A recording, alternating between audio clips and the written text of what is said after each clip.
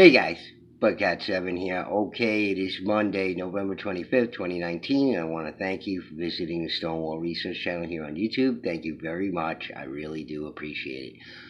Alright guys, well, if you've been following along on the channel, you know I've been going through the quote-unquote giants or large hominids state by state, and last video we got up to Ohio. I did a couple from that.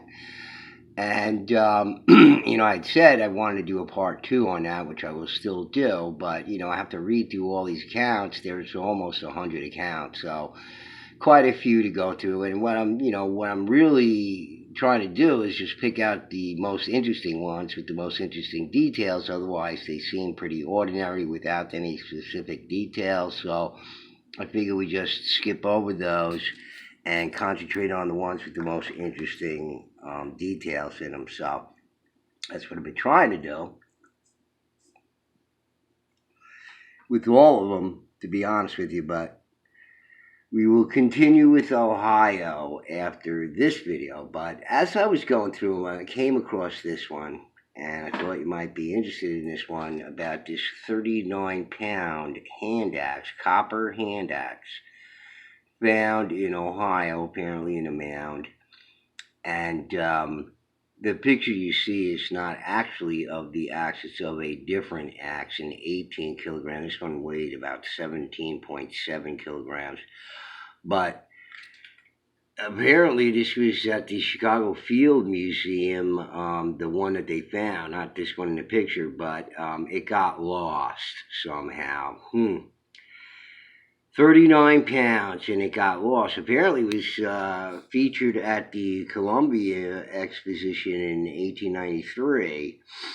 So it was featured there, and it went to the Chicago Field Museum, but, just got lost. I mean, it should be interesting what their response was. Oh, you got that 39-pound hand axe, copper hand axe that was found in Hopewell, man. That was at the Columbia Exposition? Nope. Well, what happened to it? It got lost. Isn't a 39-pound copper hand axe kind of hard to lose? Yeah. We get a kick out of it when we think about it. So I don't know what's going on there, but, just so many of these artifacts, skeletons, whatever, have all disappeared into the, left sock zone. And I don't know who we have to thank for that, but probably the non-human entities, I would imagine. So let me read this to you, because it's just, this is this 39 copper Celt, as they call it. A hand axe is what they refer as a Celt. But, they can't figure out what it is, and I'm thinking to myself, I can't understand why they can't understand what it is. After unearthing all the mounds and everything else and all the reports, etc., it would seem sort of common sense what it is, but let me read the article to you.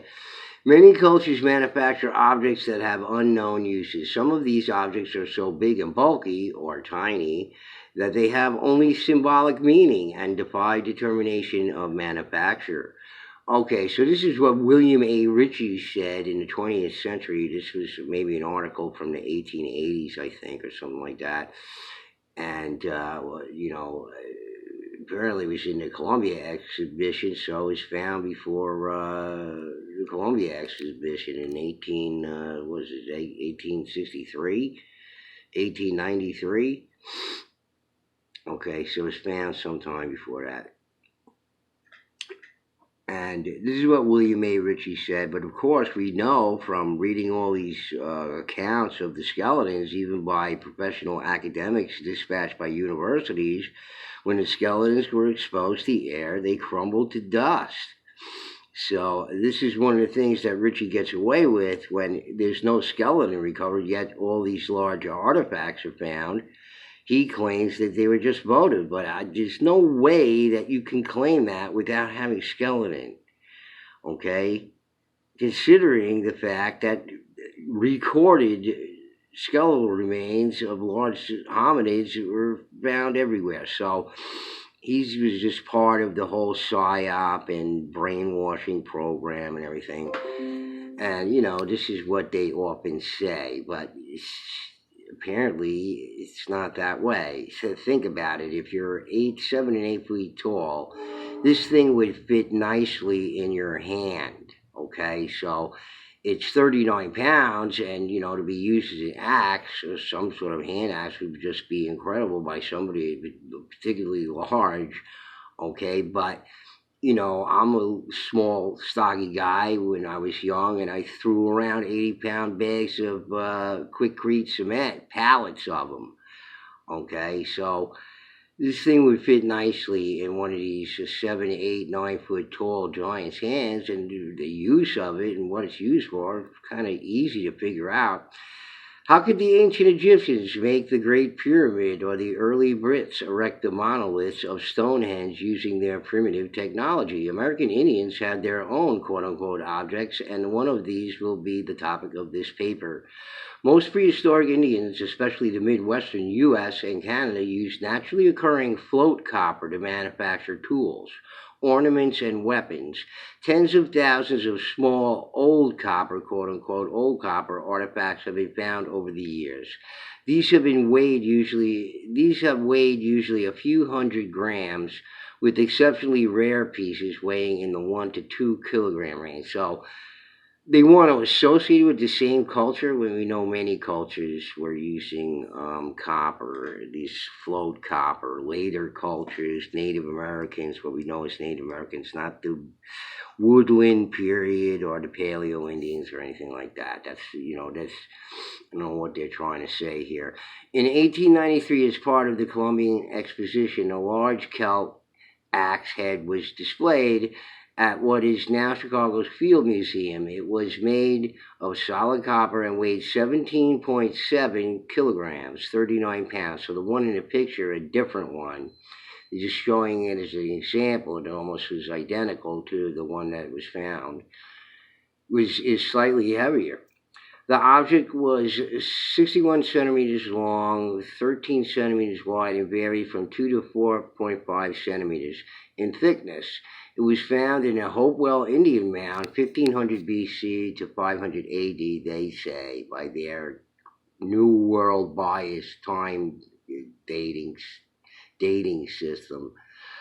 Located at Seep Mound, Ross County, Ohio. This was the largest copper artifact ever recorded. The purpose of the Celt is unknown.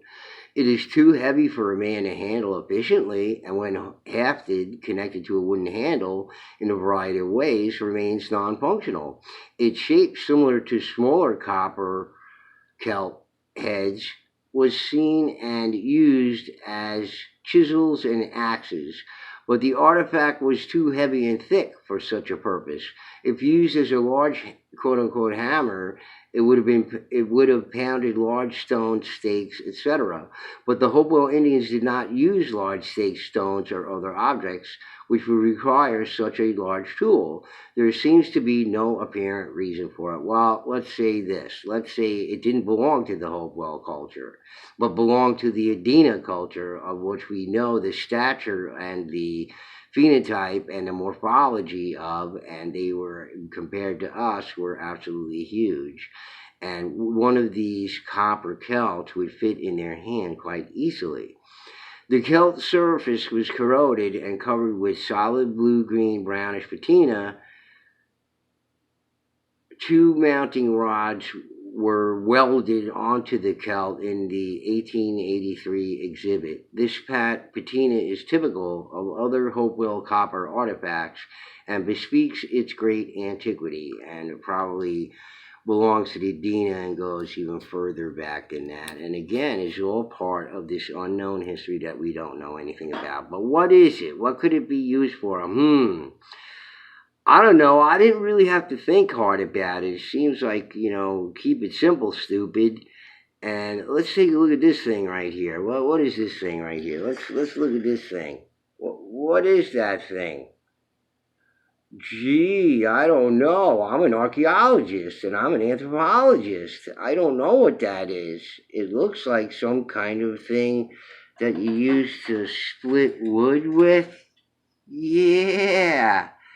Yeah, that's what it is. Something to split wood with. Okay? It's called a splitting wedge, dope. Okay? Or a wedge splitter. All right, you see the design of all of these things, and the simple one from, people have been using for hundreds of years, thousands of years now. Okay, they didn't have iron, right? So they made it out of copper, and they needed wood, lots of it. Okay, so what's the purpose of it? Really? I don't have to think about that one too hard, but okay. But I guess if you can't imagine these large hominids,